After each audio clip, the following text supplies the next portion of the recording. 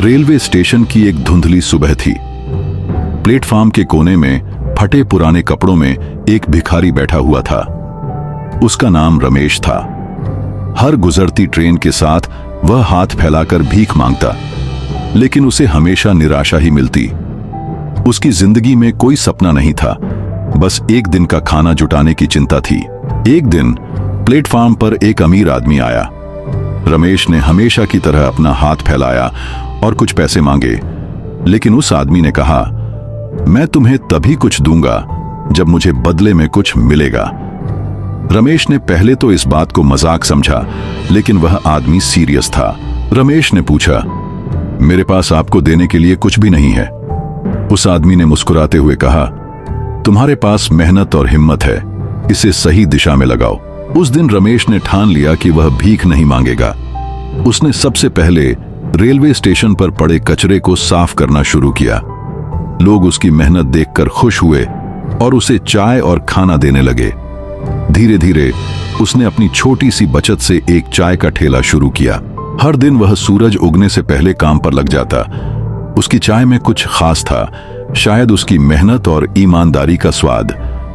Station पर आने वाले यात्री उसकी चाय की तारीफ करने लगे। कुछ महीनों में रमेश ने अपनी कमाई से एक छोटा सा ढाबा खोल लिया।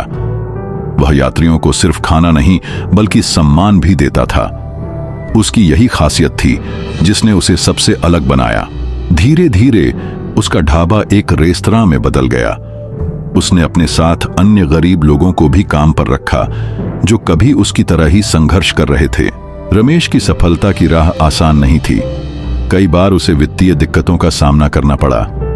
कुछ लोगों ने उसे नीचा दिखाने की कोशिश भी की, लेकिन उसने कभी हार नहीं मानी। वह हमेशा कहता था, अगर मैं प्लेटफार्म के कोने से उठकर यहां तक आ सकता हूं तो कुछ भी संभव है। कुछ सालों में रमेश ने अपनी मेहनत और लगन से एक बड़ी होटल चेन खड़ी कर ली। अब वह सिर्फ एक सफल बिजनेसमैन नहीं था, बल्कि उन गरीबों के लिए प्रेरणा बन चुका था जो अपनी जिंदगी को बदलने का सपना देखते थे। एक दिन वही अमीर आदमी जिसने रमेश को प्रेरित किया था, उसकी होटल में आया। रमेश ने उसे पहचान लिया और उसके पैर छूकर कहा, अगर उस दिन आपने मुझे प्रेरित नहीं किया होता तो मैं आज यहां नहीं होता। उस आदमी ने मुस्कुराते हुए कहा, मैंने सिर्फ तुम्हें रास्ता दिखाया था, तुम्हारी मेहनत ने तुम्हें यहां तक पहुंचाया है। रमेश की कहानी ने यह साबित कर दिया कि इंसान की परिस्थिति चाहे कितनी भी खराब क्यों ना हो, सही सोच और मेहनत से सब कुछ बदला जा सकता है। आज रमेश सिर्फ करोड़पति नहीं, बल्कि लाखों लोगों की प्रेरणा है। अगर आपको यह प्रेरणादायक कहानी पसंद आई हो तो वीडियो को लाइक करना न भूलें। अपनी राय कमेंट्स में जरूर दें और हमारे चैनल को सब्सक्राइब करें ताकि ऐसी ही और प्रेरणादायक कहानियां आप तक पहुंचती रहें। फिर मिलेंगे एक और दिल छू लेने वाली कहानी के साथ। धन्यवाद।